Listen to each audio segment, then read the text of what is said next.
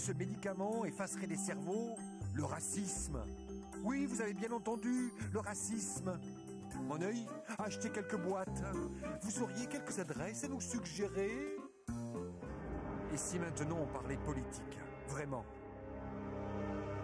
Vous le connaissez? Il y a une semaine encore, personne ou presque ne connaissait Joseph Kony. Il est le chef illuminé d'une bande de zinzins sanguinaires, l'armée de résistance du Seigneur, LRA en anglais. Théâtre de leurs méfaits, l'Ouganda. Là-bas, dès 2003, attaques de villages, tueries, viols, enlèvements avec une cible privilégiée. Les enfants. Enlèvement. Alors il y a ceux qui résistent. Il y a aussi ceux qui se cachent. Car ici, tous les enfants savent qui est le sanguinaire Joseph Kony, l'ogre. Les enfants qui ne peuvent résister, les enfants qui ne peuvent s'échapper, Joseph Kony les emporte, leur brise le cerveau, les oblige à tuer leurs propres parents et en fait des guerriers. L'armée du Seigneur, dit-il. Seigneur, avec un A sûrement. Et alors? Ben rien. Joseph Kony continue depuis 23 ans, impunément. S'il y a quelqu'un qui m'écoute. Et rares sont les témoignages. La résistance du Seigneur a attaqué tous les villages environnants.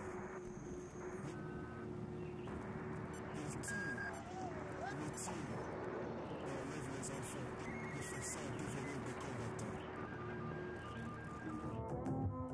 De la liste des criminels de guerre, Joseph Kony occupe la première place. Et pourtant personne ne le connaissait, n'en avait entendu parler, alors qu'il avait déjà enlevé entre 30 000 et 50 000 enfants. Et alors, rien, les États-Unis ont laissé faire, comme le monde entier. L'Ouganda n'est pas une région stratégique. Quant au monde de la finance, ça rapporte l'Ouganda? Rien. Ni le financier, ni le politique, ni les médias, depuis 23 ans, n'ont envisagé quelque chose, une quelconque action contre ce monstre.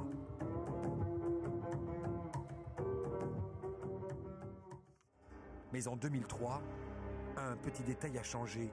Sur une route de village, un reporter américain voit tout à coup face à lui apparaître des enfants fantômes. Les victimes de Kony. You go to school here? Yes, Yes, that's how you know English so well. I know. Yeah. How many nights have you stayed here? Jacob, l'enfant, et Jason, le journaliste américain. Jacob qui va parler de Kony à l'américain, comme une confidence, comme une mission à remplir. Jason va rentrer chez lui en Amérique, mais décidé à faire bouger les choses, à faire parler de Kony, à faire connaître ses crimes. L'école, en université, ça devient sa raison d'être. Faire connaître le nom de Kony pour faire bouger les choses. Autrefois, on en serait resté là. Mais les temps de l'activisme ont changé, les armes aussi. Jason veut que le monde connaisse le nom de Kony. Jason va édifier, avec un film, un courant d'opinion qui en une semaine va déferler sur les États-Unis.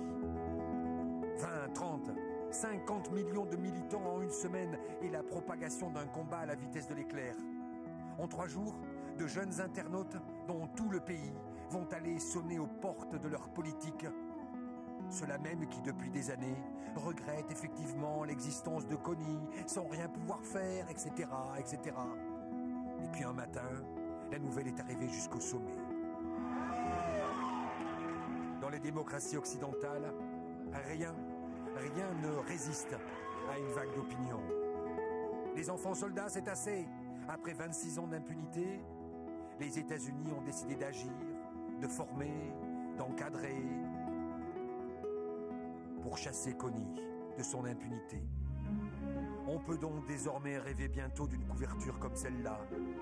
Kony arrêté, jugé. Bien sûr, le pays aujourd'hui va mieux, mais Kony est toujours libre. Avec des images, avec des mots, avec des histoires, avec des bons sentiments, avec des millions d'internautes. Les puissants ont été réveillés, avec les mêmes outils avec lesquels nous filmons notre grand-mère ou nos enfants. On a partagé, cliqué, partagé, relayé, de haut en bas, 2.0, de bas en haut. Clic en 4 lettres, comme vote. Mais en plus efficace, en plus direct, en plus moderne, en plus démocratique. Ça, l'avenir nous le dira dès demain, ou pas. L'an dernier, 223 000 lycéens ont quitté le système.